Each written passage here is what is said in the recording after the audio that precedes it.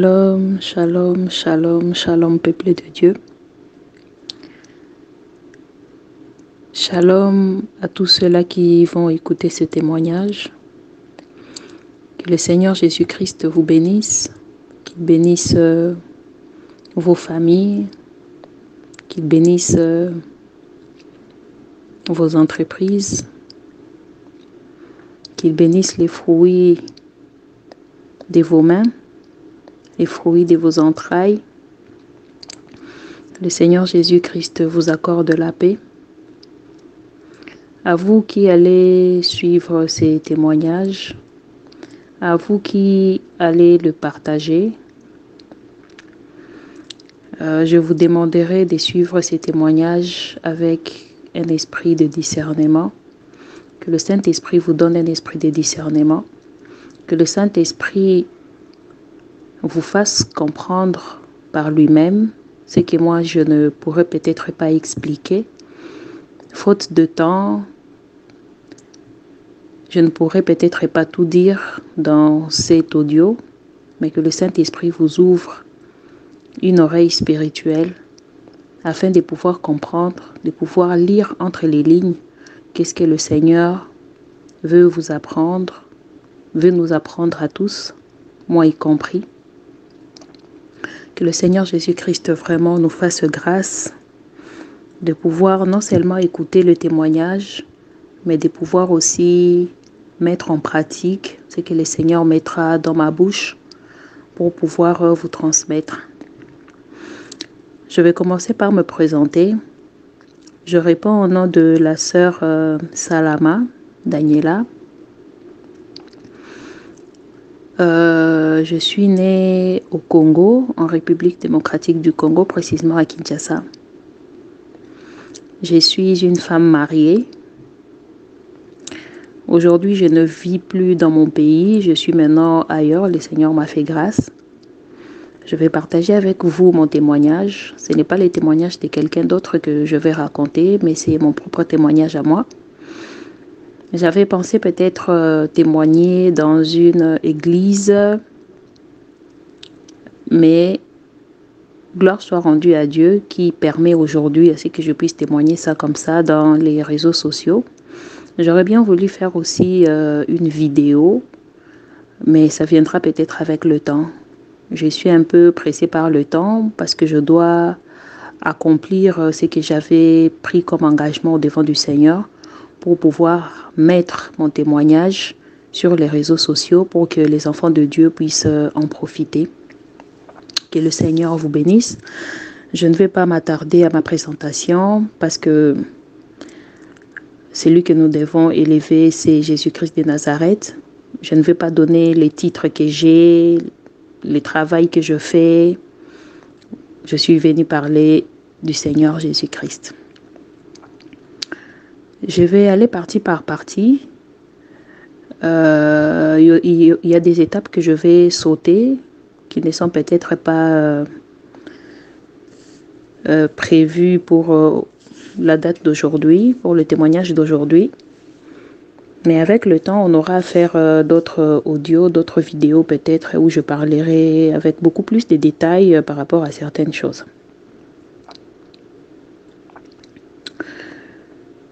Donc, comme je vous disais, je suis Madame Daniela Salama, ou Sœur Salama Daniela, peu importe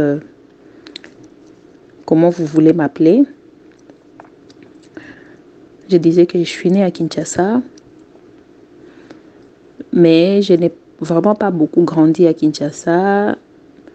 J'ai passé un peu de temps à Kinshasa et j'ai passé un peu de temps à Goma, pour ceux-là qui connaissent la ville de Goma. Le nom de Salama Daniela, c'est le nom que j'ai eu après ma conversion parce qu'avant, mon nom était Jolie. Mon nom était Jolie, mais par après, lorsque j'avais compris que ces noms-là dans ma vie avaient apporté beaucoup de problèmes, et donc j'ai prié pour que le Seigneur puisse changer mon nom, comme il avait aussi changé le nom de Sarah, comme il avait aussi changé les noms d'Abraham et les noms de Paul. Donc moi aussi j'avais prié pour que mon nom soit changé parce que ces noms-là m'avaient vraiment apporté beaucoup de problèmes. Nous allons tous les découvrir dans ces témoignages. Je crois qu'il y aura aussi des photos qui vont défiler, des photos de moi. Et une autre fois, si le Seigneur nous prête vie, je pourrais faire des vidéos.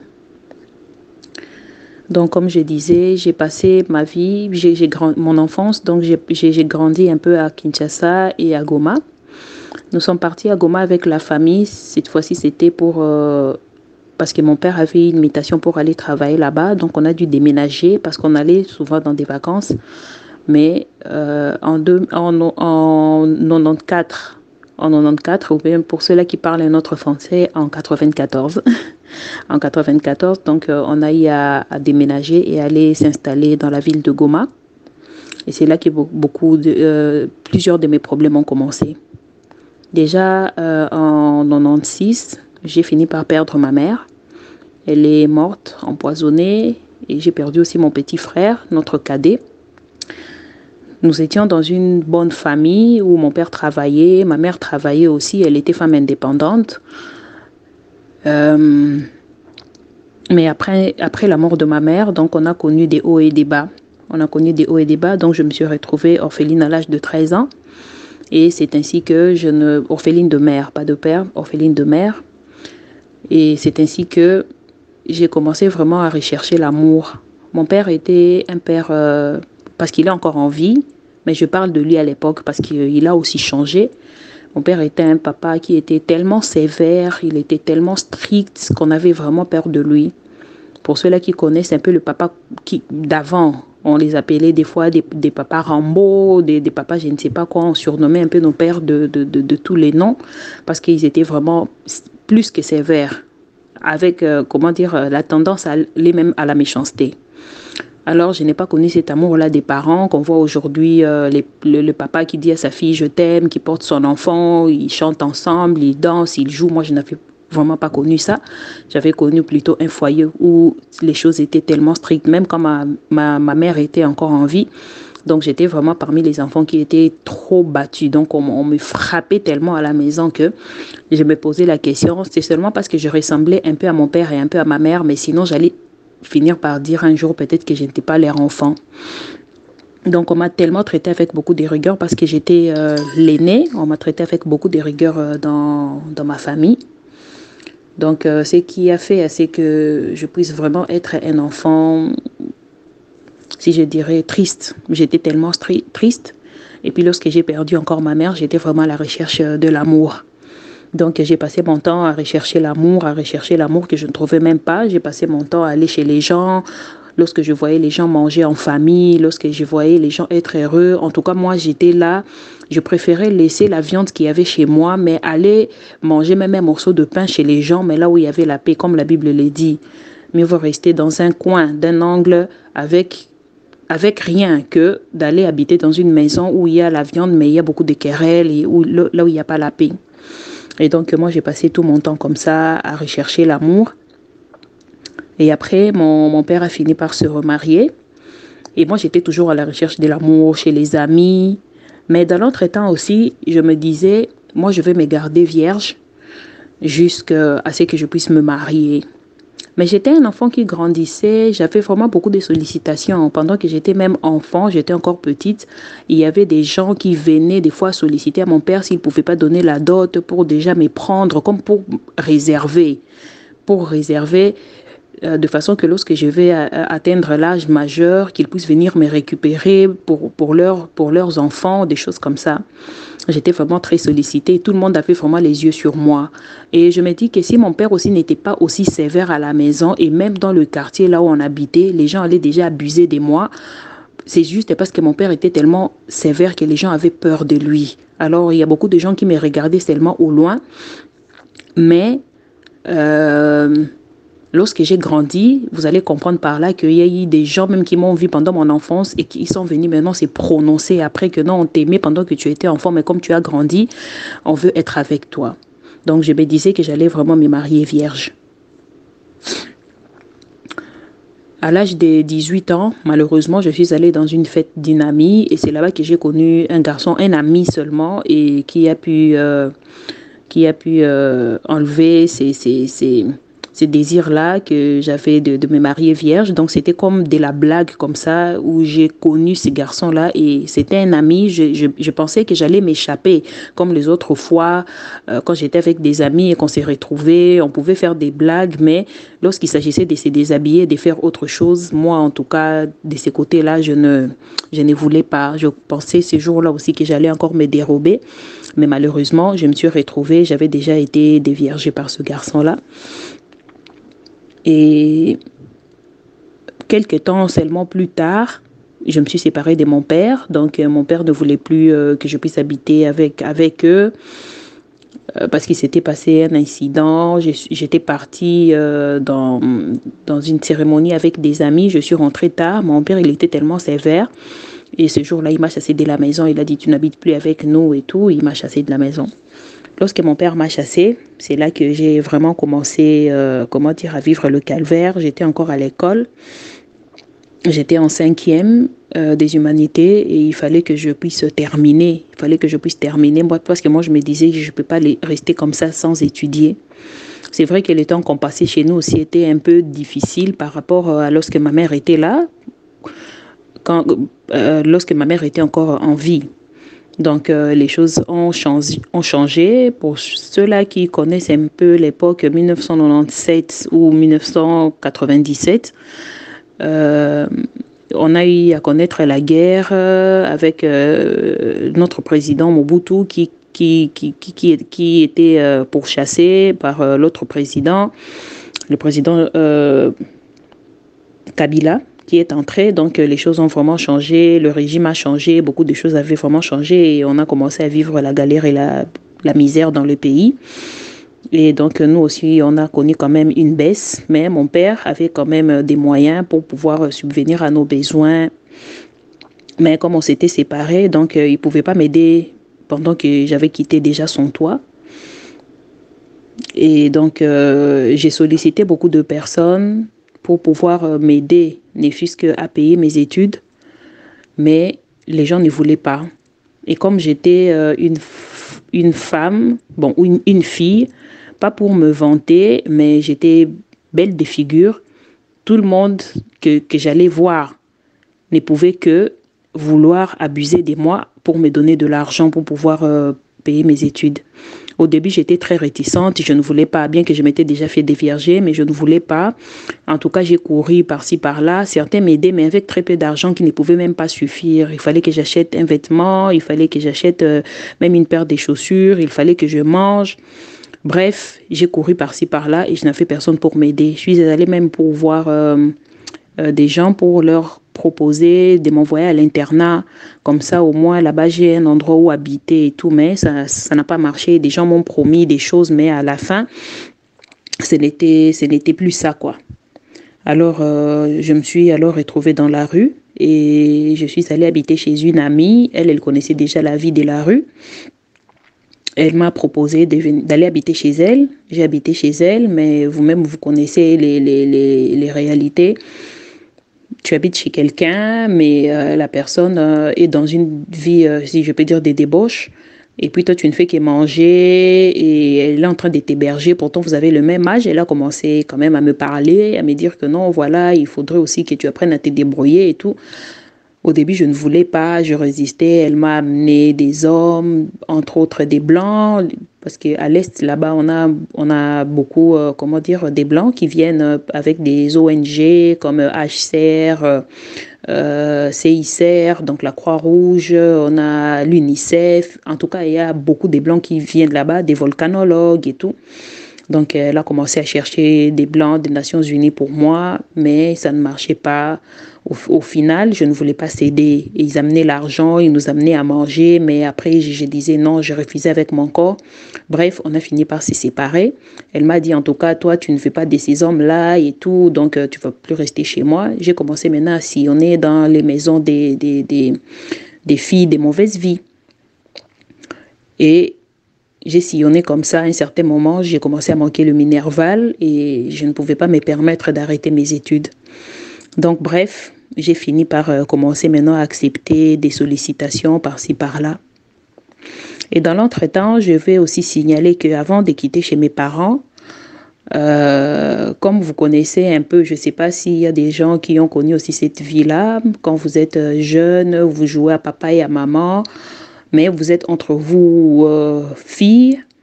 Et puis, chez nous, dans mon pays, on appelle ça le carinage. Donc, vous faites un peu le carinage, vous faites des attouchements, vous vous embrassez entre filles et tout. C'est déjà une mauvaise sémence.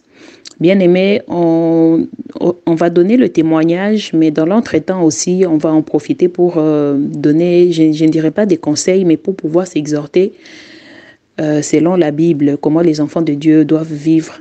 Ce que nous avons eu à faire dans notre vie passée, que nous n'avons peut-être pas eu le temps de confesser, ce sont des mauvaises pratiques. Si vous avez à pratiquer ces choses-là aussi, ce sont des mauvaises sémences qui peuvent vous suivre même dans le mariage. Ça apporte des femmes et des maris des nuits. Si vous avez à jouer à papa et à maman, vous vous êtes embrassés entre filles, vous vous êtes fait des attouchements, des choses comme ça, même si vous n'êtes pas allé trop loin. Mais le fait seulement que vous avez à faire ces genres de choses, à vous comporter comme papa et maman, en tout cas, si vous avez à faire ça, il faudrait se repentir. Il faudrait vraiment demander la miséricorde des dieux parce que le diable attend toujours qu'on puisse ouvrir des petites portes. Nous, on pense que ce sont des petites portes, mais qui peuvent nous suivre toute notre vie parce que lui, chez lui, il n'y a rien pour rien. Il n'y a rien au hasard. Donc, une toute petite chose et lui, il va en profiter pour pouvoir détruire ta vie. Si tu as aussi à faire ce genre de choses comme moi, je ne viens pas ici pour témoigner, pour pouvoir ridiculiser ou humilier qui que ce soit, même pas pour m'humilier moi-même, mais je viens ici parce que je dois le faire. Je dois le faire, c'est pour la gloire de Dieu. Le témoignage, ce n'est pas seulement que le Seigneur m'a guéri, alléluia, amen, j'étais malade et j'ai recouvert la guérison, alléluia, j'ai acheté une voiture, le Seigneur m'a béni avec une maison, non. Les témoignages, c'est aussi parler de son passé, des mauvaises choses qu'on a eu à faire et de la restauration que le Seigneur Jésus-Christ nous a donnée. Ça peut aider une personne à pouvoir aussi se repentir. Ça peut aider aussi quelqu'un à pouvoir sortir d'un trou, à pouvoir sortir, comme on dit, de l'abîme. Parce qu'il y a beaucoup de gens qui sont aujourd'hui prisonniers de leur passé. Il y a des gens qui sont aujourd'hui faits prisonniers, ils ne savent pas pourquoi est-ce qu'ils sont en train de vivre telle ou telle situation. Mais à travers des témoignages comme ça, une personne aussi peut se retrouver, pouvoir aussi demander pardon, pouvoir confesser et voir aussi le chemin de sa vie être tout tracé. Donc si je témoigne aussi avec la permission de mon mari, parce que je ne fais rien sans lui demander la permission. Et mon mari aussi est un serviteur des dieux, il est un pasteur, et il m'a dit, si c'est pour la gloire des dieux, je ne vois pas pourquoi est-ce que tu vas le cacher. Donc, on revient au témoignage. Donc, j'étais en train de parler, de dire que j'ai commencé à mener une mauvaise vie. Quand j'étais d'abord enfant, donc on faisait les jeux là des papas et des mamans, ça a grandi. Et quand je me suis retrouvée à l'école secondaire, donc en première et deuxième, mes amis ont commencé à me montrer aussi des livres pornographiques. J'ai eu à regarder aussi ces livres-là. Et après, il y a aussi une autre personne qui est venue m'entraîner et je me suis retrouvée petit à petit dans la masturbation. J'ai commencé à me masturber et j'étais tellement devenue championne. J'ai commencé tellement à émerger dedans. Bien aimé, j'aimerais parler à quelqu'un, que ce soit un homme ou une femme. Si vous êtes dans la masturbation, sachez bien que vous êtes en train de coucher avec des esprits. Vous allez vous dire, oui, je vais m'autosatisfaire parce que je ne voudrais pas aller, je suis un enfant de Dieu, je ne voudrais pas aller avec un homme ou bien avec une femme parce que je sais que les esprits qui sont en lui vont venir sur moi. Parce que la Bible dit que lorsque deux personnes couchent ensemble, ils deviennent une seule chair. Pas seulement une seule chair, mais nous tous, nous connaissons que même leurs âmes deviennent une. Alors, il y a beaucoup de gens qui se disent que non, moi je vais aller me satisfaire moi-même parce que je ne voudrais pas coucher avec une autre personne parce que j'ai peur des esprits qui sont dans la personne, parce que ça c'est l'impudicité. Oui, la masturbation, peut-être que ce n'est pas écrit dans la Bible. Peut-être que ce n'est pas écrit clairement dans la Bible parce qu'il y a des versets qui sont dans la Bible mais que nous lisons aussi mal. Et il y a aussi des versets qui sont comme des paraboles. Il faudrait juste que le Saint-Esprit puisse nous ouvrir l'intelligence. Et quand nous avons cette intelligence renouvelée, c'est là qu'on comprendra qu'ici, la Bible voulait parler de l'homosexualité. La Bible voulait parler de l'autosatisfaction. L'autosatisfaction, c'est vraiment un péché. Lorsque quelqu'un est en train de s'autosatisfaire, il couche directement avec des esprits. Donc, il invite les esprits démoniaques à venir maintenant habiter son corps. C'est pour cela, les personnes qui vivent dans la masturbation connaissent beaucoup plus les esprits des femmes et des maris des nuits. Et nous connaissons tous que ces esprits-là sont tellement jaloux qu'ils peuvent même tuer le conjoint. Ils peuvent même apporter la stérilité dans le mariage. Peut-être que la stérilité que tu es en train de vivre aujourd'hui, peut-être que c'est le fruit de la masturbation que tu faisais. Il y a tellement peut-être des femmes de nuit qui se sont invitées dans ta vie et qui n'acceptent pas que tu puisses mettre au monde des enfants physiquement. Et alors, ils vont te torturer comme ça. Il y a certaines personnes, il y a certaines femmes, dès qu'elles se marient avec un homme, l'homme là doit mourir. Peut-être que c'est le fruit de ce que tu faisais avant. L'autosatisfaction peut apporter même des maladies sexuellement transmissibles. Donc toutes ces choses-là sont tellement spirituelles que si tu ne pries pas, si tu ne cherches pas ta délivrance, si tu ne confesses pas, si tu ne parles pas aussi de ça publiquement, ça va te poursuivre peut-être même toute ta vie. Ça va apporter tellement de problèmes dans ta vie que tu vas commencer à attraper les gens des sorciers, tu vas commencer à accuser les gens des sorciers alors que le sorcier de ta vie, c'est toi-même, avec ce que tu pratiquais. Tu vas te dire, non, on était jeunes, ce sont des péchés passés, on était encore des enfants. Le diable ne laisse jamais rien au hasard. Le diable n'est pas venu pour blaguer. Lui n'est pas venu pour jouer. C'est nous, les enfants de Dieu, qui jouons. Nous, on joue avec notre vie, mais le diable ne joue pas. Lui, il prend tout au sérieux. Non, on était des enfants, ce n'est que normal, on avait 4 ans, 5 ans. Non, lui, il prend ça au sérieux. Et c'est ainsi qu'il va mettre des esprits dans la vie de beaucoup des enfants et ils grandissent comme ça avec. Et après, il y a des divorces, il y a beaucoup de divorces, il y a des choses qui se passent. Mais lorsque nous cherchons la racine, la source, des fois ce sont des maris de nuit, des fois ce sont d'autres choses que nous allons découvrir au fur et à mesure que nous allons continuer avec ces témoignages. Que le Seigneur Jésus-Christ bénisse tout un chacun qui va écouter et qui va prendre la résolution d'abandonner. Vous allez comprendre ici comment est-ce que moi j'ai pu abandonner cet esprit-là de masturbation, cette pratique-là de masturbation dans ma vie. Ça n'a pas été facile, ça ne part pas facilement, mais c'est une question de décision et d'associer aussi le Seigneur Jésus-Christ dans ce combat-là. C'est un très grand combat pour pouvoir se débarrasser de cet esprit-là. Donc, j'étais déjà dans la masturbation. Et cette masturbation-là, comme nous tous, nous connaissons bien, les gens qui les pratiquent vont le dire, même chez les garçons qui se masturbent, la plupart du temps, ils ne sont même pas satisfaits dans leur foyer. Donc, ils trouvent que la femme n'arrive pas à faire les choses correctement comme il peut le faire lui-même. C'est ce qui entre déjà dans la tête.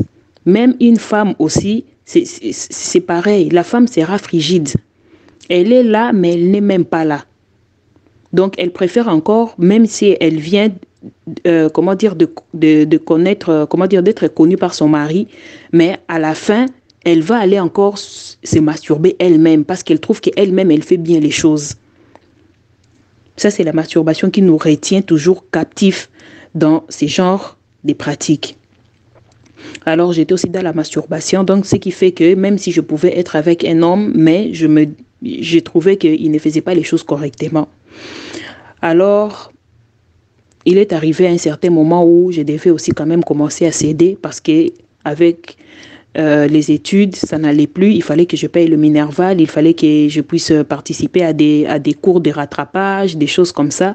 Il fallait que je paye le transport, il fallait que je mange, il fallait que je me fasse soigner. Bref, il y avait beaucoup de choses à faire.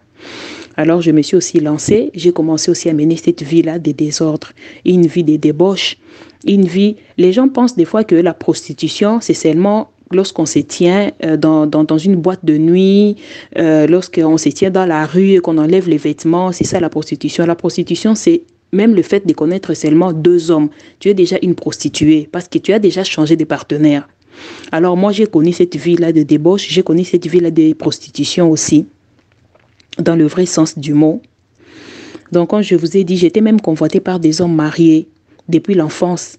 Au-dedans de moi, il y avait la sémence de Dieu, mais comme la Bible dit, le semeur est venu, il a sémé une bonne sémence, mais il y a aussi le diable qui est venu aussi pour s'aimer délivrer.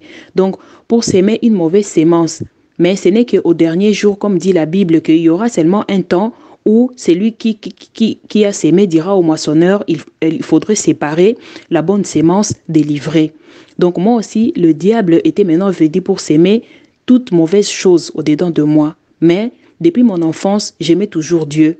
Et dans ma famille, je veux vous dire qu'on ne priait pas. Je n'avais pas connu Jésus dans ma famille. J'avais connu, si je peux dire, d'autres dieux. Parce que mon père, lui, il n'acceptait pas les choses de Jésus. Alors moi aussi, je ne connaissais pas, mais j'avais quand même entendu parler. Et des fois, quand vous allez dans des vacances chez les gens, des fois, on vous amène à la prière. Donc, c'était juste comme ça que moi, j'avais connu au fait que Jésus existe. Et j'avais aussi fait un rêve pendant que j'étais enfant. Je voyais que j'ai porté Jésus dans mes bras. Je portais un enfant qui s'appelait Jésus dans mes bras. Et il y a eu un miracle aussi qui s'était accompli. Mais je ne pouvais pas comprendre à l'époque de quoi il s'agissait. Mais lorsque les gens me regardaient, ils disaient toujours, toi, tu as la sémence de Dieu dedans de toi. Tu aimes beaucoup Jésus. Et j'étais un enfant. Quand je grandissais, j'avais vraiment peur des problèmes. J'avais peur de provoquer les gens. J'avais vraiment peur de beaucoup de choses. Mais il y a certaines choses qui échappaient à mon contrôle parce que je ne priais pas. Je pouvais faire des choses que je ne voulais pas faire. Mais je me retrouvais des fois dans ces genres de pratiques, des choses que je ne veux pas faire, mais que je fais et que je vais regretter après. Et dans cette vie-là des débauches que j'ai commencé à mener, je ne vais pas vous donner beaucoup de détails, mais j'ai connu cette vie-là de prostitution. J'ai connu cette vie-là des débauches parce que je dois vraiment dire que le Seigneur m'a tiré de loin. Et dans cette vie-là, bien aimée, j'ai connu toutes sortes d'hommes. J'ai connu toutes sortes d'hommes. Les gens me voyaient, j'étais une petite fille. Et quand j'entrais dans les boîtes de nuit, quand même je marchais, j'avais vraiment des sollicitations. Donc, j'avais en moi la marque de Christ, mais il y avait aussi le diable qui était aussi venu pour s'aimer sa marque à lui. Et dans toutes ces choses-là que j'étais en train de faire, bien aimé, je ne pouvais pas rester intacte. Ce qui fait que même avec le nom que j'étais en train de porter, même quand j'étais bébé, les gens venaient, tellement je ne pleurais pas, les gens venaient me prendre chez nous, chez mes parents, et ils partaient avec moi comme ça.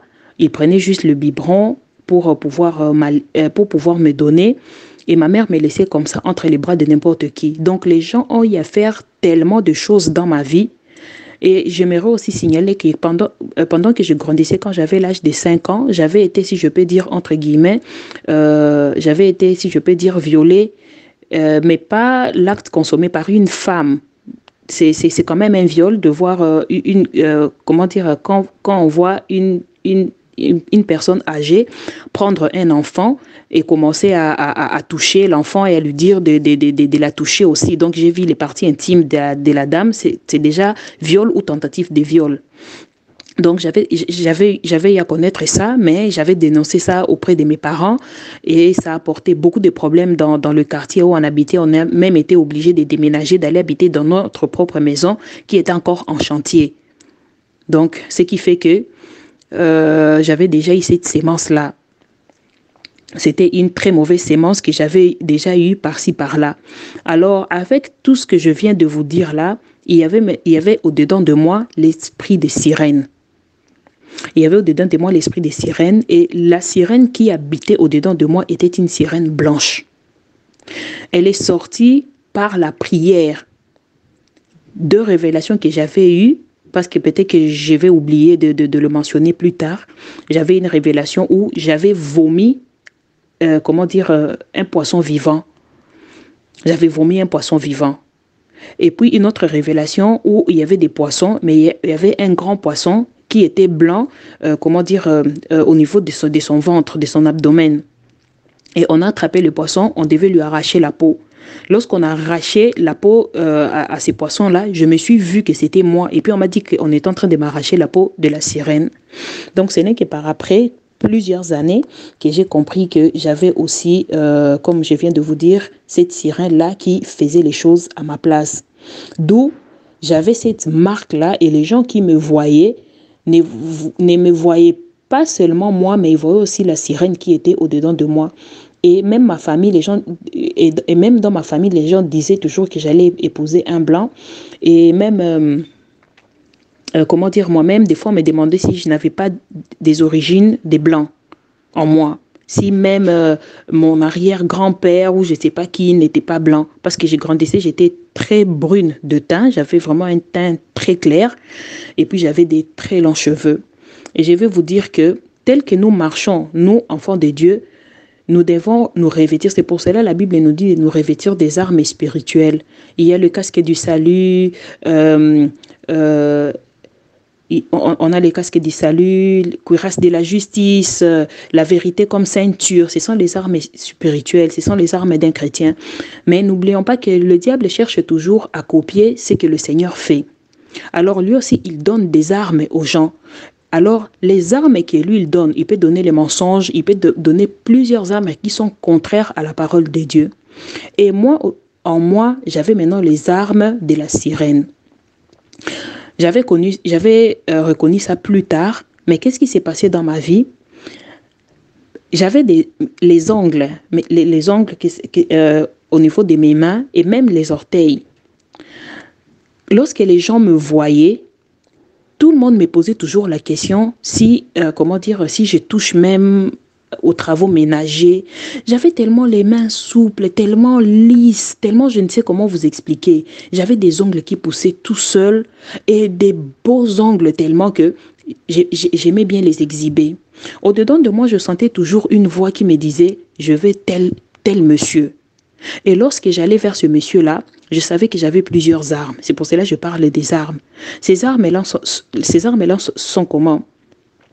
Des fois avec mes ongles, si je sais que je peux exhiber peut-être mes ongles, et lorsque la personne va apprécier mes ongles, la personne est partie. La personne va directement tomber amoureuse de moi. Donc la personne, quand je parle de la personne, je dis l'homme, mais j'aimais la personne. C'est pas qu'une femme va tomber amoureuse de moi, mais l'homme. Lorsque j'exhibe par exemple, mes cheveux, j'avais tellement de cheveux qui descendaient, les gens pensaient que j'étais une métisse. Je savais qu'avec mes cheveux, je pouvais séduire. Voilà, on va appeler ça les armes de séduction. Je savais qu'avec mes cheveux, je pouvais séduire les hommes. Aucun homme ne pouvait résister à mes cheveux. J'avais tellement de longs cheveux. J'avais tellement les cheveux noirs. Les gens me demandaient, mais qu'est-ce que tu mets dans tes cheveux pour que tu puisses avoir des cheveux tout noirs comme ça? C'est comme quelqu'un qui a mis de la teinture, mais je n'avais pas de teinture. J'avais les cheveux tellement noirs, les cheveux qui descendaient jusqu'au niveau du dos. Je ne fournissais pas des efforts pour pouvoir avoir ce genre de cheveux. Dans mes yeux, lorsque quelqu'un me regardait, mes yeux étaient comme quelqu'un qui veut pleurer. J'avais comme des larmes dans mes yeux, mais les gens se posaient des questions, mais comment quelqu'un peut avoir des yeux tout blancs comme ça et comme s'il y a des larmes? Donc même juste avec mes yeux, quand je regardais les gens, et il y a des gens qui me disaient, enlève tes yeux parce que tu as des mauvais yeux. Quand j'étais enfant, je ne comprenais pas. Mais lorsque j'ai grandi, c'est là que j'ai compris que mes yeux séduisaient les gens. Quand je regardais une personne comme ça, même les femmes me disaient tu as des mauvais yeux. Surtout les hommes, ils me disaient tu as des mauvais yeux. Enlève tes yeux. Arrête de me regarder. Et à part ça, il y avait aussi ma taille avec ma démarche. Je marchais, comme on dit, comme quelqu'un qui dandine. Donc, juste avec ma taille, ma façon seulement de marcher, de déhancher, lorsqu'une personne était derrière moi, si c'est un homme, vous allez voir que cet homme-là, pour passer, il doit retourner pour me regarder avec un deuxième regard. Et à partir de là, je savais que je pouvais bien séduire quelqu'un. J'entendais au-dedans de moi une voix qui me disait « Je veux telle personne ». Même si la personne était difficile à séduire, moi, je devais fournir des efforts pour pouvoir séduire cette personne-là. Des fois, je ne fournissais aucun effort. Il suffisait juste que je puisse parler. Le français que je parle aujourd'hui, c'est un français normal. Si vous pouvez vraiment le comprendre, je n'utilise pas des mots qui sont compliqués. C'est juste pour faciliter aussi, à toute personne qui va écouter ces témoignages. Je ne vais pas mettre des mots extravagants dans ces témoignages pour que quelqu'un aille chercher un dictionnaire pour pouvoir trouver la signification du mot. Je parle vraiment avec un français très courant pour que même celui qui ne parle pas français puisse seulement comprendre. Je ne veux pas utiliser des mots qui sont compliqués. C'est pour cela que je cherche vraiment des mots pour pouvoir mettre, comment dire, pour vraiment que les témoignages soient clairs. Mais laissez-moi vous dire qu'à l'époque, le français que je parlais, ce n'était pas le français que je parle aujourd'hui. C'était vraiment un français tellement compliqué. Je parlais français, si on m'enfermait dans une pièce et qu'une personne était dans une autre pièce, si je parle, les gens disaient non, c'est une blanche qui parle. Donc c'est soit une européenne qui parle. Et lorsque je sortais, on me disait mais c'est un noir, c'est une noire. C'est une personne de couleur. Je parlais tellement un français fignolé que les gens pensaient que j'étais une blanche. Et les gens pensaient peut-être que j'avais grandi en Europe. Alors que non. Tout ça, lorsqu'un homme m'entendait parler français, il devait normalement être attiré. Il devait être automatiquement attiré par le français que je parlais. Et là, il va commencer une conversation. Et dès que tu entames une conversation avec moi, sache que c'est fini, tu es déjà parti. Donc c'est comme ça que j'ai tendu des pièges aux gens. Donc juste avec mon français, je pouvais faire tomber un homme, juste avec mes ongles, juste avec mes cheveux, juste avec mes yeux, juste avec ma démarche, juste avec aussi ma poitrine. J'avais une poitrine, je ne vais pas la décrire ici dans le témoignage, mais j'avais une poitrine. Lorsque les gens me regardaient, il y avait même des gens qui pariaient. Ils disaient non, parce que je ne portais pas de soutien-gorge. Je me promenais juste comme ça, je pouvais prendre un chandail, je pouvais prendre un t-shirt, je mets juste, et puis je commence à marcher comme ça. Et les gens qui voyaient, il y a même des gens qui pariaient, qui disaient non, ce n'est pas sa poitrine. Elle a refait sa poitrine. Ou c'est autre chose qu'elle a mis des silicones ou je ne sais pas quoi. Et une fois, je me rappelle même que j'ai permis aux gens de toucher ma poitrine. J'ai dit non, touchez, ce sont vraiment mes seins, c'est comme ça, c'est normal, c'est naturel. Et les gens qui me regardaient disaient toujours waouh. Donc, comme je savais que j'avais un beau corps, que j'avais une belle teinture, je n'avais pas de taches sur moi, je n'avais vraiment pas de taches. Et comme je savais aussi que j'avais aussi une poitrine qui pouvait attirer les gens, ce n'est pas une grosse poitrine, une toute petite poitrine, mais qui pouvait vraiment attirer les gens. Et j'utilisais tout ça comme arme pour pouvoir séduire les gens. Moi, si on me disait que quelqu'un est difficile à séduire, moi, je disais toujours, je vais les séduire. Si on peut parier, moi, je vais séduire cette personne-là. Et ainsi, je pouvais bien séduire la personne comme un trophée. Et puis, je rentre et puis je dis, moi, je l'ai eu. Et les gens se posaient la question, mais comment toi, tu l'as eu? Comment est-ce que nous n'avons pas pu l'avoir, mais toi, tu l'as eu? Alors que j'avais au-dedans de moi des armes du diable. J'avais les armes des ténèbres, les armes des sirènes. Tout ça pour séduire. Et ainsi, je suis passé d'homme à homme. J'ai connu des hommes de toutes les races, des Européens, des Américains, des Noirs aussi comme moi, des Asiatiques, des Métis, et dans tous les rangs, si je peux dire, dans toutes les classes sociales. J'ai eu à connaître aussi des hommes comme ça, des politiciens qui sont tombés, des médecins, donc toutes sortes de personnes, des généraux, des colonels. J'ai eu à connaître des gens comme ça, qui sont tombés sous mon charme. J'étais encore une petite fille. 19 ans, 20 ans, 21 ans, c'est encore une petite fille. J'avais eu plusieurs sollicitations. Laissez-moi aussi vous dire en passant que là où il y a la vie des débauches, il y a aussi la vie d'alcool. Les amis ont commencé aussi à me forcer à boire. Comme je n'aimais pas la bière, j'ai trouvé ça dégoûtante. J'ai commencé à prendre des liqueurs. Je me suis aussi un peu plongée dans des liqueurs, dans des vins. Surtout les vins, j'ai eu à goûter presque toutes les sortes de vins. J'ai eu à prendre beaucoup de vins, des liqueurs, tout ce que vous connaissez. Je ne suis pas venue faire la publicité pour citer les noms des liqueurs ou des vins ou de je ne sais pas quoi, mais bref, j'en ai pris. Une fois même, je me rappelle qu'une amie m'a vue et puis elle m'a dit toi, tu n'as jamais pris le joint comme, bon, il y a plusieurs noms, il y a ceux qui appellent ça joint, il y a ceux qui appellent ça comme cannabis. Tu n'as jamais goûté? J'ai dit non. Et elle m'a forcé, j'ai eu à prendre. J'ai pris ça et puis elle m'avait dit que j'allais voir des oiseaux. Elle m'a dit, si tu prends ça, tu vas juste voir des oiseaux. Je n'ai pas vu des oiseaux bien aimés. Tout ce que j'ai pu faire ces jours-là, c'est que je suis allée draguer quelqu'un. J'étais devenue tellement claire. Ce n'est pas en utilisant des armes ou quoi que ce soit, ce n'est pas en faisant des beaux yeux, non. Moi-même, je suis allée, j'ai dit à quelqu'un, je t'aime. J'ai dragué quelqu'un. Juste parce que j'avais pris quoi? J'avais pris le cannabis. J'avais des amis qui fumaient la cigarette. Et de temps en temps aussi, elles ont commencé à me donner. Non, prends aussi bien que je n'aimais pas ça, mais pour leur faire plaisir, qu'est-ce que je pouvais faire? Je prends, je tire un coup et puis je remets. Tout ça, ce sont des mauvaises choses. La plupart des gens diront que non, dans la Bible, ce n'est pas écrit. Où est-ce qu'on écrit la cigarette? Où est-ce qu'on écrit que prendre le cannabis, c'est mauvais? Ou bien prendre un peu de vin?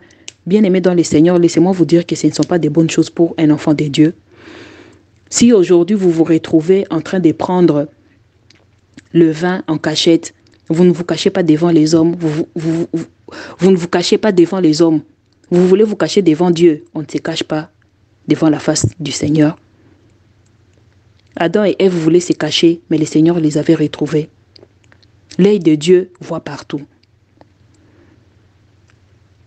J'aimerais donner un conseil à quelqu'un qui est en train de justifier le vin, qui est en train de justifier l'alcool, qui est en train de justifier sa vie de dépendance. Sors de cette vie. C'est une prison. La Bible déclare que rien de souillé n'entrera dans la Jérusalem nouvelle. Rien, rien de souillé.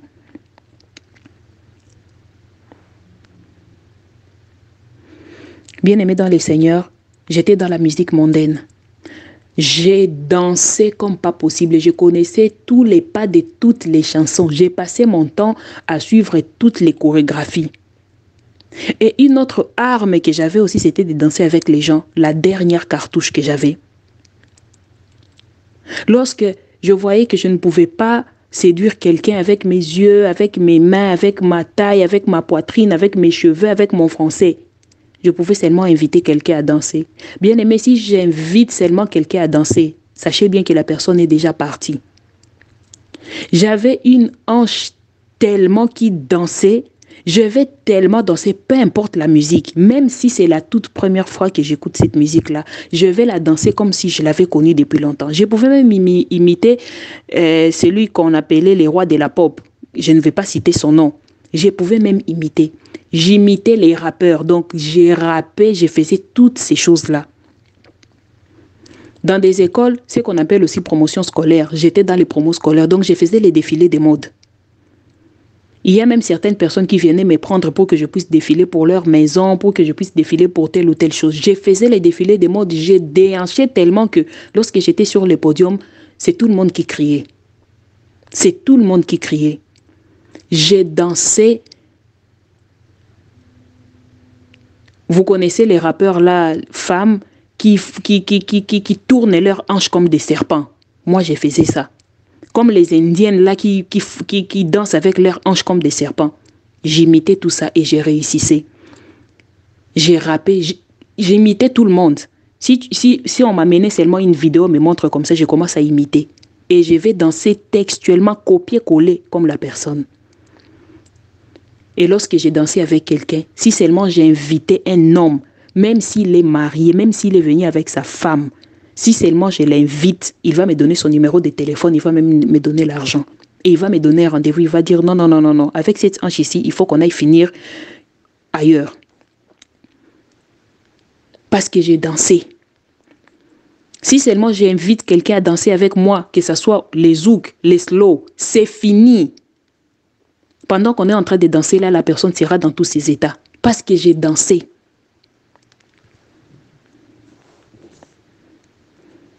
J'ai fréquenté les boîtes de nuit.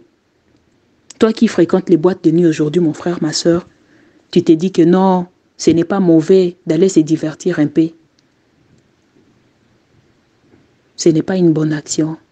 D'aller dans les bars, d'aller dans les boîtes de nuit, ce n'est pas la vie d'un enfant de Dieu. Il y a tellement de mauvais esprits qui se trouvent dans ces endroits. Il y a tellement de mauvais esprits qui se trouvent dans ces lieux. Un enfant de Dieu ne peut pas aller se mélanger dans les boîtes de nuit et dans les bars. Sors de cette vie-là, mon frère, ma soeur. Je ne suis pas venue pour te prêcher, parce que je n'ai même pas le droit de prêcher dans l'assemblée des saints. Mais je peux quand même t'exhorter. Je peux quand même te donner un témoignage. Je peux quand même te donner un conseil. Je peux quand même te dire que la Bible dit que tu as le choix. Moi, avant, j'ai justifié, je me disais que je n'avais pas le choix de mener cette vie-là parce que je n'avais personne pour payer pour moi les études. J'avais le choix, bien-aimé.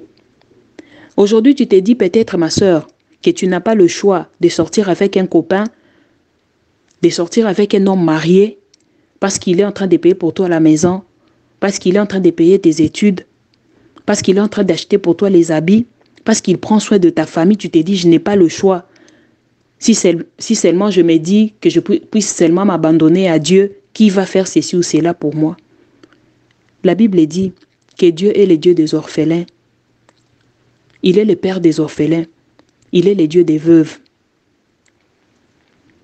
Lorsque les malheureux crient, le Seigneur descend pour pouvoir agir dans sa vie. C'est parce qu'on ne s'abandonne pas totalement à Dieu que nous trouvons peut-être que non, quand tu demandes à Dieu, ça traîne. Ça ne traîne pas. C'est seulement parce que nous n'avons pas de patience et nous demandons mal. Parce que la Bible même dit, jusqu'à présent, vous ne recevez pas parce que vous n'avez pas encore demandé. Vous ne savez pas comment demander.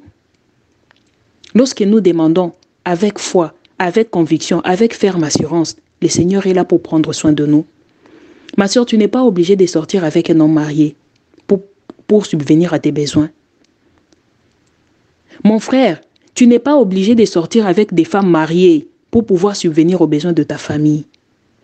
La Bible déclare que Dieu a mis au-devant de nous deux chemins, mais il nous a dit de suivre le bon chemin.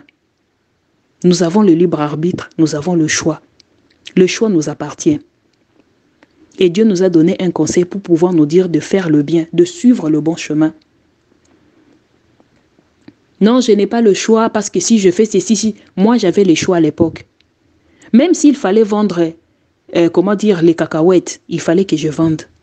Même si il fallait que j'aille devenir bonne quelque part, il fallait que je le fasse pour pouvoir payer mes études. Mais je ne l'avais pas fait parce que je venais d'une bonne vie, parce que je voyais que mon père ne se battait pas pour avoir quoi que ce soit. Ma famille n'était pas aisée, on n'était pas riche chez nous, mais mon père s'est débrouillé. Il pouvait payer pour nous les études. On mangeait, donc les manger chez nous, ce n'était même pas quelque chose à débattre. Les habits chez nous, ce n'était pas quelque chose à débattre. Les voyages par-ci, par-là, chez nous, ce n'était pas quelque chose à débattre. C'était vraiment les cadets de nos soucis. Donc on était dans une classe moyenne. Et moi, je me disais que je ne pouvais pas faire ce genre de choses. Ma soeur, même s'il te faut vendre les cacahuètes, va les vendre avec la paix, avec le Seigneur Jésus-Christ. Il va mettre sa main dessus et ton commerce va évoluer. Que d'aller abandonner ton corps à quelqu'un parce que tu veux être deuxième bureau, peut-être que ce n'est pas le désir de ton cœur, mais tu te dis, je n'ai pas le choix. Le père de mes enfants m'a abandonné et moi aussi je vais devenir deuxième bureau parce que c'est papa ici, il va prendre soin de mes enfants. Tu te trompes. Tu as le choix de refuser et de te confier à Dieu. Ma sœur, tu n'es pas obligée de prendre l'argent de ces garçons-là qui tout le jour, il doit te connaître avant de te donner l'argent pour aller payer les Minerval.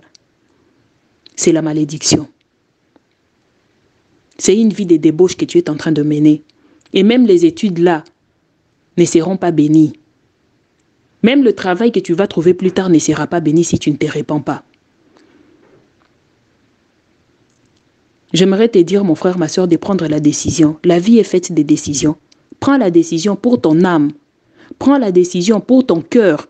Prends-la pour que ton cœur soit en paix parce que tu n'as pas la paix. Même toi-même, tu n'as pas la paix. Tu n'as pas la paix là où tu es. Prends la décision pour ton éternité d'abandonner cette mauvaise vie, d'abandonner ces garçons-là qui doivent toujours te connaître pour te donner l'argent pour aller payer le Minerval. Si on pouvait retourner, je n'allais vraiment pas faire les choses que j'avais faites avant. Mais gloire soit rendue à Dieu, parce qu'aujourd'hui c'est un témoignage pour pouvoir édifier quelqu'un. J'avais regretté toutes ces mauvaises actions que j'avais faites. J'avais demandé pardon à Dieu. Et aujourd'hui, je me dis, Seigneur, si tu as voulu que je puisse passer par là, tu as voulu m'enseigner quelque chose. Pour qu'aujourd'hui, moi aussi, je puisse mettre ça en témoignage pour pouvoir édifier quelqu'un. Donc, comme je vous ai dit, j'ai connu toutes sortes toutes catégories d'hommes, mais qui n'ont pas pu aussi m'épouser. Qui n'ont pas pu m'épouser, pas parce que j'avais un mauvais caractère, mais parce qu'il y avait ce lien, parce qu'il y avait cette condamnation-là, que moi, je devais toujours mener cette vie-là de débauche, qui était aussi attachée avec mon nom, le nom que je portais, le nom de Jolie. Tout le monde qui me regardait, à chaque fois, c'est moi que je disais, qu'on me posait la question, comment tu t'appelles? Je m'appelle Jolie. Ah, tu es effectivement Jolie. Et la conversation devait commencer par là. Ah, tu es effectivement Jolie. Et la conversation, devait commencer. Donc, j'ai connu toute cette vie-là. Mais moi, je me disais toujours au-dedans de moi que les jours que je vais obtenir mon diplôme d'État, je vais arrêter. Et c'est ce qui était arrivé. J'étais le genre des filles, j'allais à l'école. J'allais à l'école avec une bouteille de liqueur. J'ai maltraité les professeurs, 5e et 6e année. Heureusement, aujourd'hui, j'ai commencé à les chercher pour leur demander pardon parce que je les ai maltraités. Je buvais en classe. C'était interdit à l'époque de partir avec les téléphones, avec le portable, mais moi, je partais avec mon portable à l'école. Donc, je faisais toutes sortes d'interdits. Les préfets pouvaient me chasser. J'étais dans une école privée, mais il ne les faisait pas parce qu'au-dedans de lui, il avait toujours pitié de moi. Il disait, cette fille ici, elle ne vit plus avec ses parents. Si je la chasse, où est-ce qu'elle va se retrouver? J'étais en 5e. Alors, j'ai fait toutes sortes de désordres à l'école. Je pouvais m'absenter comme je voulais. Mais le Seigneur, dans sa miséricorde, moi je disais toujours, les jours que je vais obtenir mon diplôme d'État, je vais abandonner. Et c'est ce qui m'était arrivé. J'ai obtenu mon diplôme d'État en 2004. Début 2004. Donc on a quitté 2003 pour 2004. C'était le 31 décembre que j'avais appris que j'ai réussi. 4 mois plus tard, je me suis converti, je me suis fait baptiser. Je crois que pour aujourd'hui, nous allons d'abord...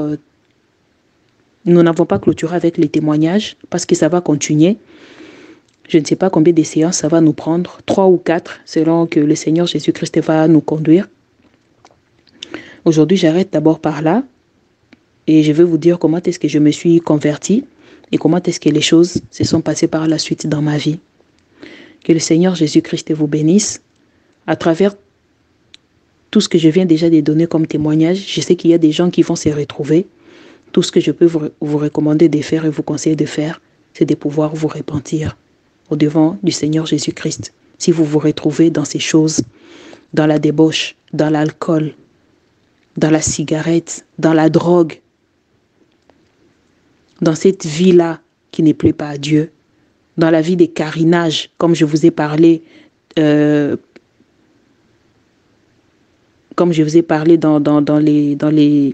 les premières minutes. Si vous avez à faire ça, jouer à papa et à maman, ne dites pas que ce sont les péchés d'enfance.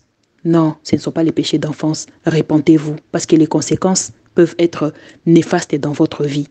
Le diable n'est pas là pour pouvoir blaguer. Lui, il ne joue pas. C'est nous qui jouons. Lui, il ne joue pas.